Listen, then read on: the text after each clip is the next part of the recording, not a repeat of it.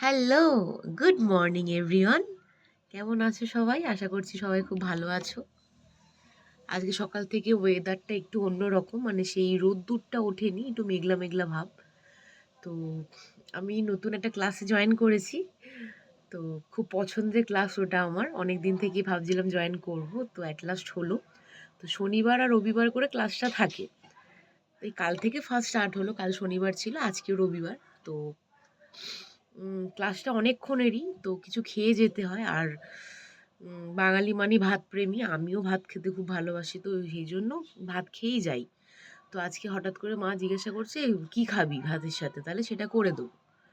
তো আমি মাকে বললাম যে তাহলে এক কাজ করো, নয় একটা মাছ ভাজা বা একটা ডিম ভাজা করে দাও, ভাত তার সাথে অল্প একটু ঘি নিয়ে নেব, একটু নুন কাঁচা লঙ্কা, ব্যাস হয়ে যাবে। হঠাৎ করে মা দেখি আমায় বলছে তোর পেটে ঘি ভাতটা সহ্য হবে না। এবার আমি না ঠিক ব্যাপারটা বুঝতে পারিনি যে কি হলো। আমি ভেবেছি মনে হয়তো সত্যি মেবি আমার আমার এমনি সমস্যা আছে, ঘি খেলে একটু প্রবলেম হয়।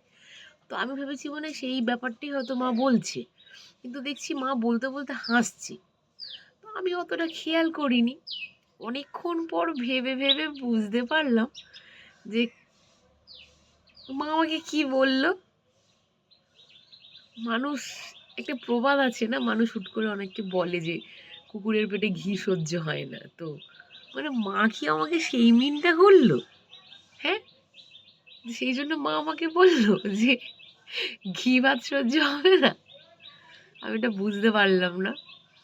যদিও বা বলে, যদিও বা ভালোর জন্যই বলে যে ঘি সহ্য হবে না, তারপর হাসবে কেন? আমার কারণ হচ্ছে সেইটা, হাসবে কেন? নিশ্চয়ই কোনো কারণ আছে।